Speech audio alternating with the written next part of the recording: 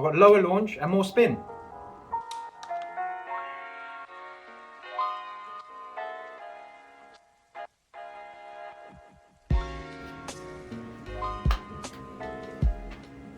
Hi everybody, welcome to the channel. I am Freddie Meikle, PGA Golf Professional, and I'm here at Wholesale Golf in the UK. I'm going to have a look at the Dynamic Gold 105 shafts compared to the standard Dynamic Gold S300. So they're both S300, they're both stiff flex, but I want to hit both. I'm going to hit them in the same head, and I want to see what the difference is in terms of the shaft. So we've got a 105 gram shaft and something that's nearer 130. We're looking at the Mizuno JPX 919 forged. Very nice bit of kit. Feels pretty good off the face. And there it is in all its glory, nice and shiny. It's like the matte finish head, which is quite nice. So one thing to consider with this is how this shaft reacts to my swing. It might not be the same for everyone out there, and it's always better to go and get fitted and go and test these things for yourself. I'm going to use the same ball with each little session. So I've got this set up at 190 yards. I think my 6 iron's about 191. This club is a little bit more upright than I am used to, but we can manage that.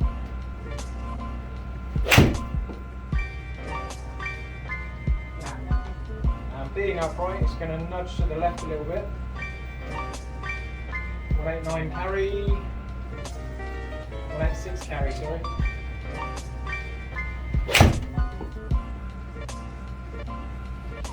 A little bit left, a little bit right.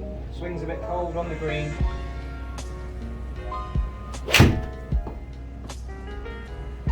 There we go. Took a few shots just to warm up and get my eye in. 186, 186.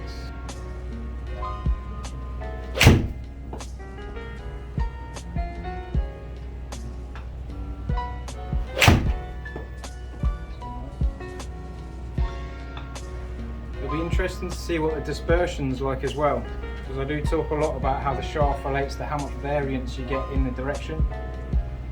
As the shaft bends on the way back, it releases into the ball, and with a shaft that's got more give in it, if you're a little bit too strong for that shaft, you might get more variance shot to shot.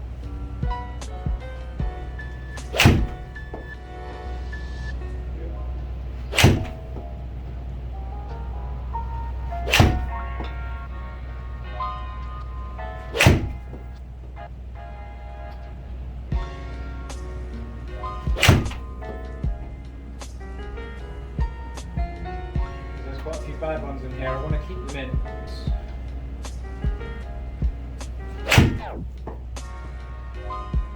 There we go, finish on a good one. Not the best strike.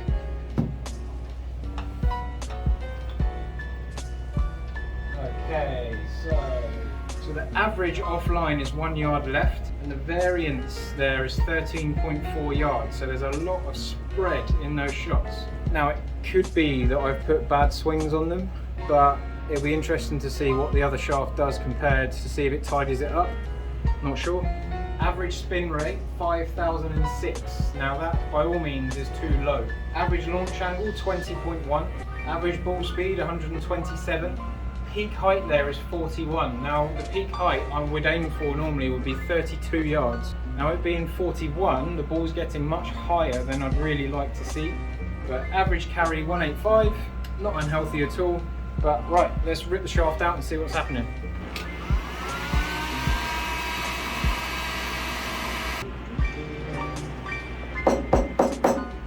Heads off.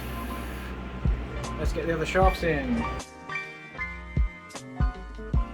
So we're looking at the standard Dynamic Gold with the normal L's that you would have seen in quite a few places, and then a newer shaft on the market, Dynamic Gold 105. This is too light for the customer. This is what's going into the clubs. Extra weight, less torque. Then we're going to go back to the net and do the comparison.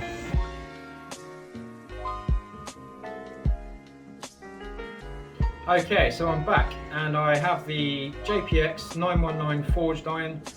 I've now put in the standard True Temper Dynamic Gold S300. I'm going to hit 15 shots and we'll see what the difference in the data is.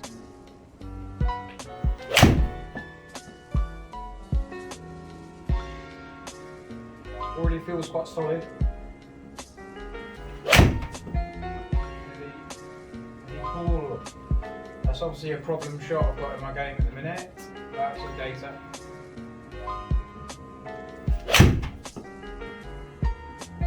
So these are a bit more upright than I'm used to, so I'm not surprised I'm seeing some left shots. I'm trying to fight it, if I'm honest.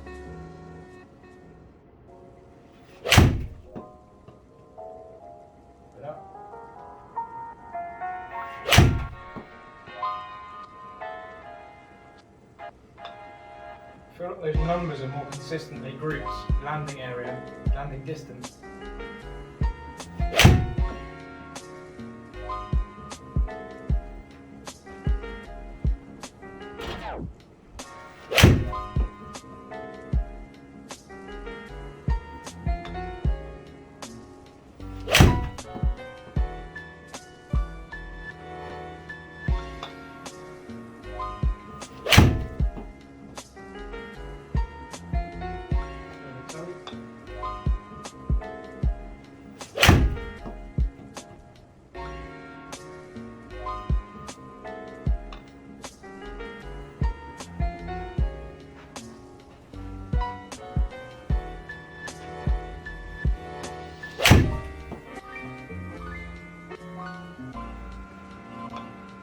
The grouping so far isn't as varied.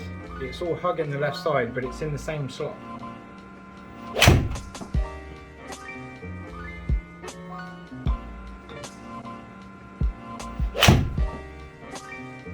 Thin to win.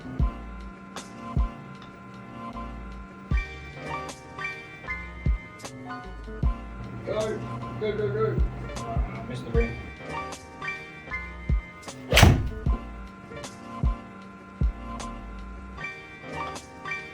If I could just make these flatter, I'd be much happier.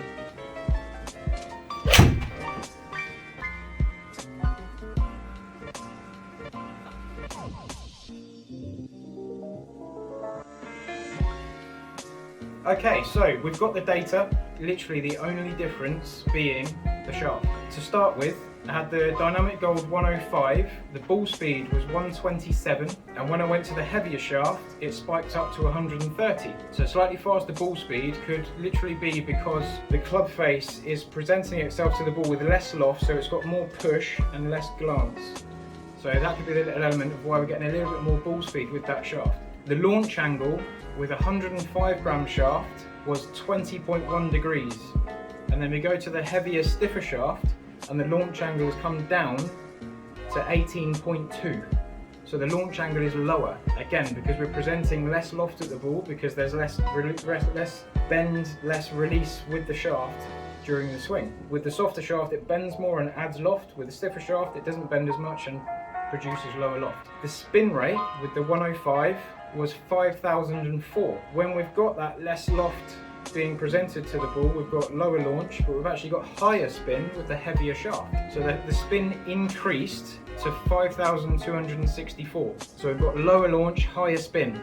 And generally speaking, over tests that I've done outside of this, when we've got a shaft that launches the ball lower, it does tend to increase the speed when we're looking at iron shafts. So high launch, low spin, low launch, high spin.